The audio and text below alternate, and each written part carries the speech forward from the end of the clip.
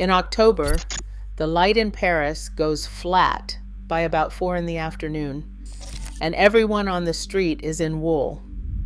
That's the month I started paying attention to the 5 knitwear necklines French women over 60 actually wear. Not as a capsule wardrobe exercise, not as a list, but as a pattern.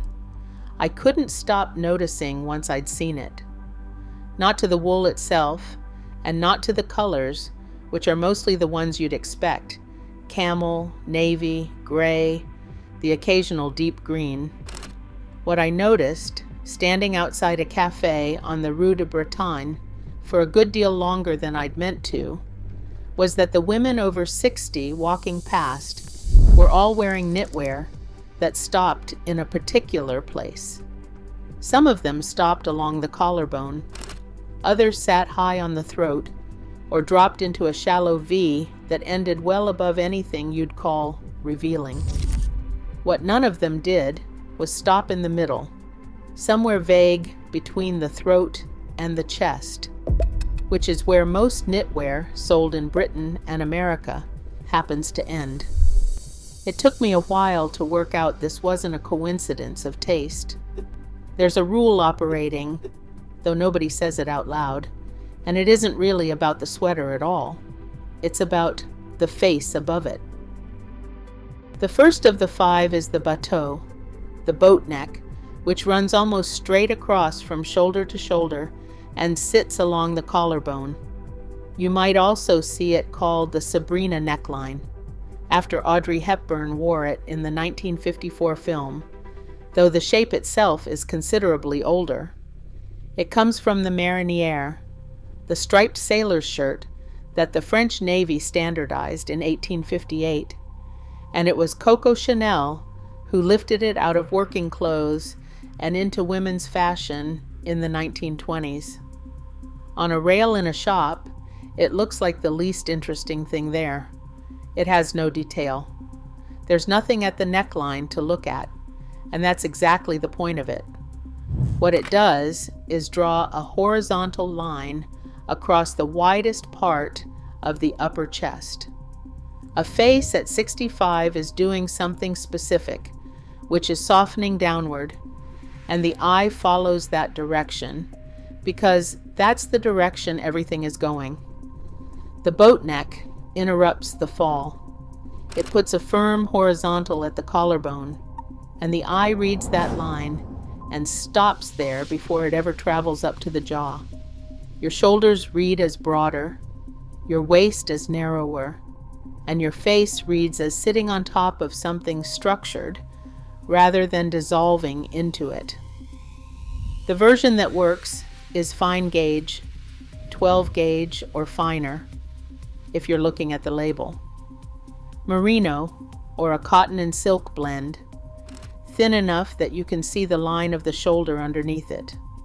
Thick knits in a boat neck slide off the shoulder and turn into something else entirely, and the ones cut wide enough to do that on purpose belong to a different decade of a woman's life.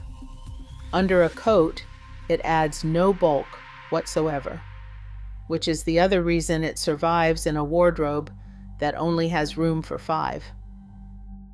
The second is the roll neck, and the distinction here matters more than anywhere else on this list, because the roll neck is also the most common mistake in the category.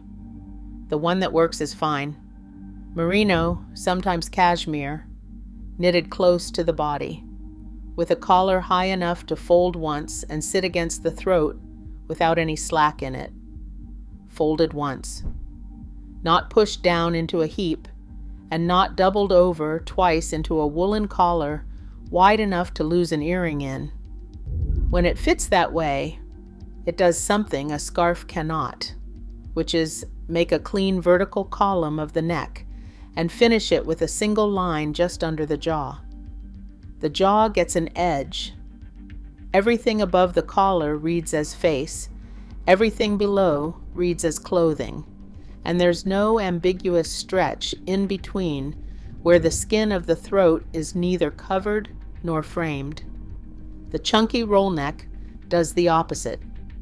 Bulk at the throat pushes the chin up and forward, shortens the neck, and puts a soft mass directly beneath a face that would look better against something firm.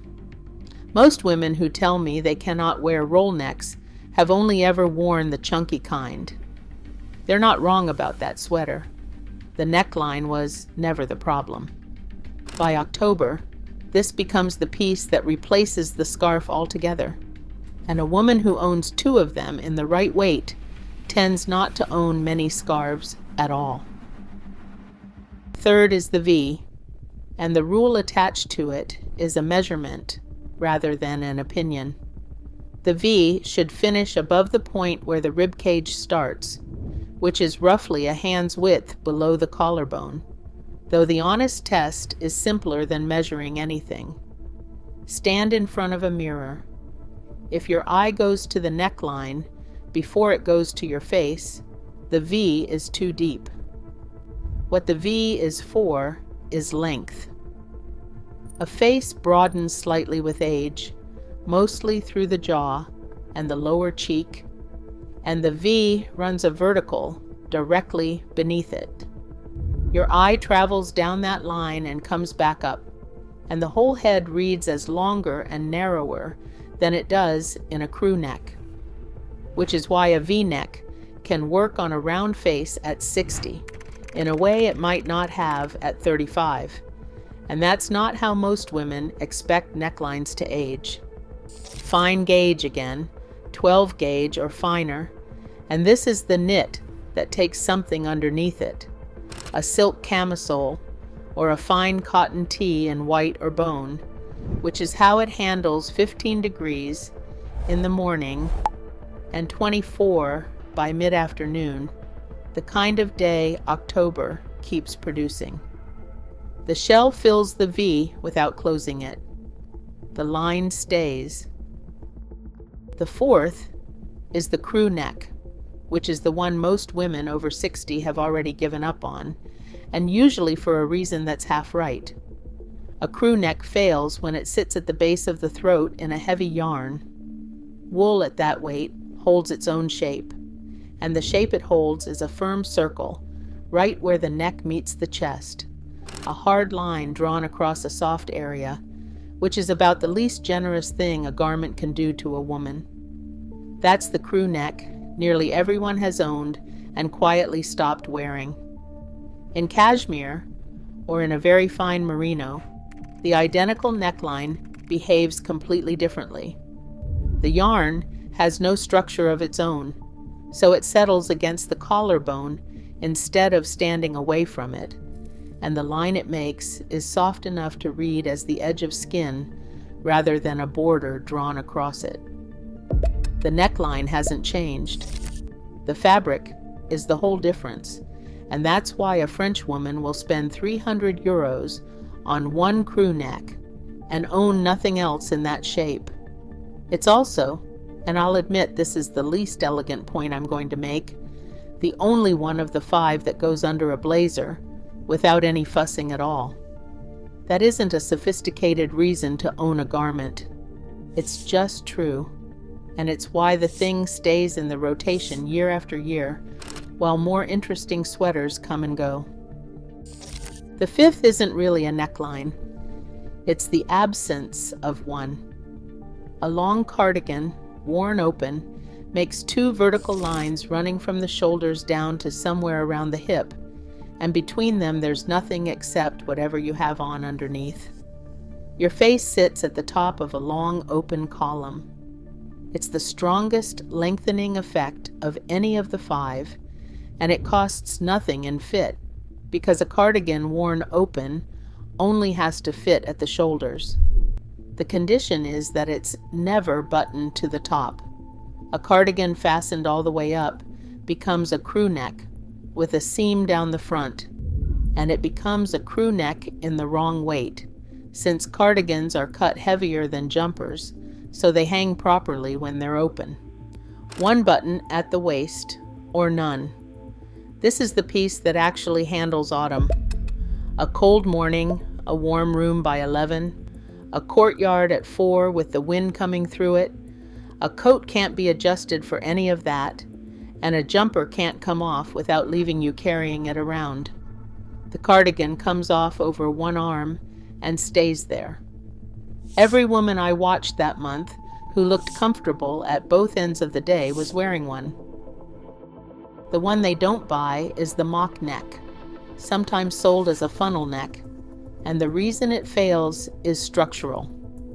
It's the collar that comes up an inch or two above the collarbone and stops. Too high to be a crew neck, not high enough to fold.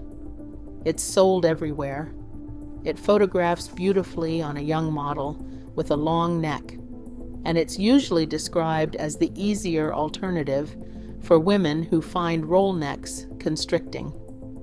What it does is cut the neck at its widest point. A neck isn't a cylinder. It flares outward toward the base where it meets the shoulders. A roll neck crosses it high where it's narrow. A boat neck crosses below it entirely. The mock neck lands in the one place where the measurement is largest and draws a horizontal line straight across it. Your neck reads as short and thick. Your chin, with nothing structured beneath it, reads as heavier than it is. And because the collar has to be knitted stiff to hold that height, it can't be folded down or pushed up to correct any of it. You get one position, and it's the wrong one. The cowl neck does a related thing lower down, piling fabric across the chest until the whole upper body reads as a single soft mass, but a cowl can at least be pushed around and rearranged. The mock neck can't be negotiated with. The rule. Underneath all of it, if you want it as a rule, is that the throat is either covered properly or left open. Nothing in between. By the last week of October, the cafes along that street had the heaters out over the pavement, and people were sitting under them in coats, which meant the knitwear was mostly hidden again until spring. I went back the following autumn and watched a while longer, partly to check whether I'd invented the whole pattern. I hadn't. The same 5 necklines, on different women, in a different year. A woman at the next table asked what I was writing down, and I told her. She said her mother had put it more briefly than I was managing to, that you should be able to see a face from across the street. Then she paid and left, and I sat there a while longer, with the rest of my coffee going cold. The 5 necklines her mother meant, bateau, roll neck, V, crew, and open cardigan, are still the ones that do it. Everything else is a mistake. You can test in a mirror in about 30 seconds.